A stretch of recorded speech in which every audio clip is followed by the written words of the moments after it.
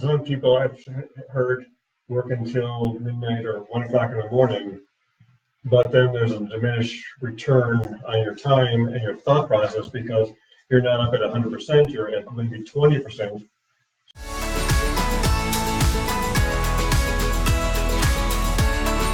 So if you got enough sleep, jumped out in the morning, you save 80% of your time by doing it with a full. Karoshi. Go ahead, say excuse me. Oh, I should say excuse me. Bless you. Karoshi. Karoshi is actually a Japanese term for for when death, and it's called the honest people die because of simply being completely overworked, overstressed. And these are the ones, I mean, you guys have all seen tapes or pictures of, you know, people in Tokyo, if you will, and I've been there, I've worked with them over there, who will work till 10, 11 o'clock at night, hop on the speed train, go home, be with the family for maybe 2 hours, 3 hours, hop back on that doggone train, sleep on the train, and work another, I don't know, 16 hours the next day. And this is in Japan, death caused by work. I'm not talking about falling off a ladder and killing yourself. I'm talking about death by overwork. It's true, Karoshi. So don't kid yourself by saying, well, you know, look, do we know that there are days when we have to work 10 to 12 hours? Sure, I get it. But if you carry some pride with you because that's what you're doing, then Karoshi, it's going to happen. Screw it. You're totally overestimating your capacity when you do that. I get a kick out of business owners that, I shouldn't say it that way, that's demeaning. We witness business owners that they say, in my terms, they're always putting their finger in the dike. Putting out fires because someone else didn't get their job done. And so what does that do? That totally misleads the business owner on what the true capacity of his organization is. Because the CEO, owner, executive should not have to keep putting his or her finger in the dike. They should be working on their business. Well, they should be spending clearly a whole lot more time down here and asking themselves, why am I always putting my finger in the dike? I got to do something about this. So we went through a whole thing Wednesday as well. I'm not going to get into that now because it's too much. This whole notion about, well, Dave, how do I delegate well? Who do I delegate to? And you know, there's the whole thing about delegation with respect to doing it correctly. If you have questions about that, give me a call. I'm happy to take you through it.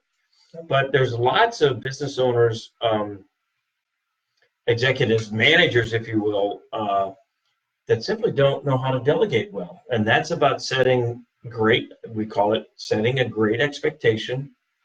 We covered that in episode 3 too. Oh, good. Okay, thank you. Sometimes all this stuff kind of blends together. That's a circle and square analysis. Yes. Yeah. And a circle and triangle. Yeah.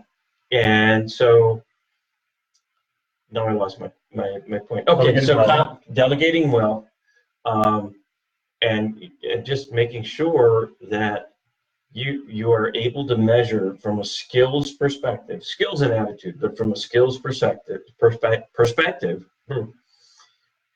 do I actually have the right people?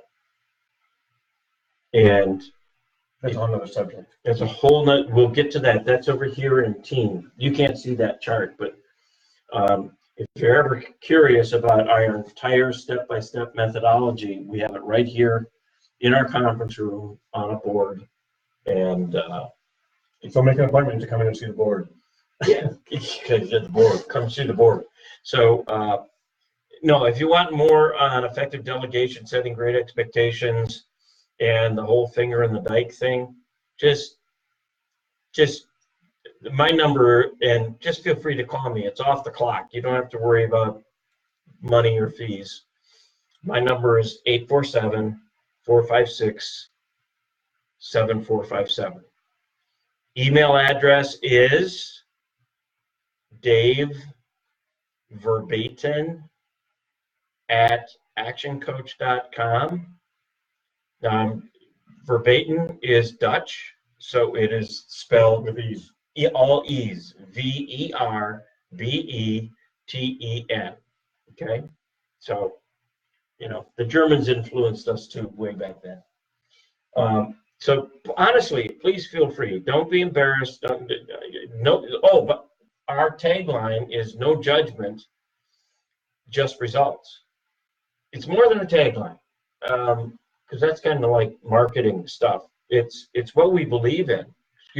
Contact. It's a philosophy. It's a philosophy. It's mantra. It's what we carry with us in every encounter, because we happen to know that business owners, they kind of they even worry about going to see their banker. Although they know they got to see the banker, they worry about going to see their CPA, so they don't go to the CPA, and that's conditioned CPAs to not be very responsive. Right? I'm just telling you what we know. And so our place here is no judgment, just results. And so I think we're there. We're at our clock time. And I certainly appreciate anybody and everybody that's tuned in to listen to our stuff. We're going to keep doing this. We've got a lot of our methodology that's left.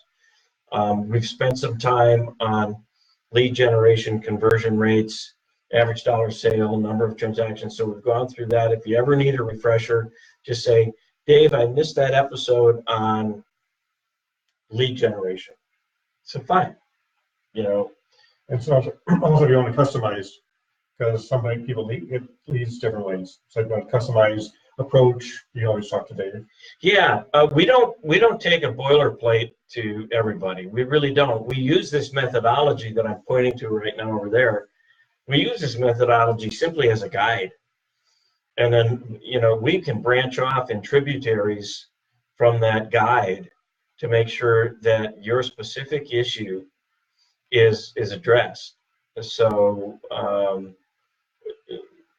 many years of experience in business. So for me and everybody in the office, everybody in the firm. So you're going to get, the full, I'll say this because Monty's one of my coach, but you're going to get the full Monty of experience when you come in with anything. So just remember, no judgment, just results. Yep. Bruce, final words? Share this out. Click to get notifications on so you get notified next time we go live.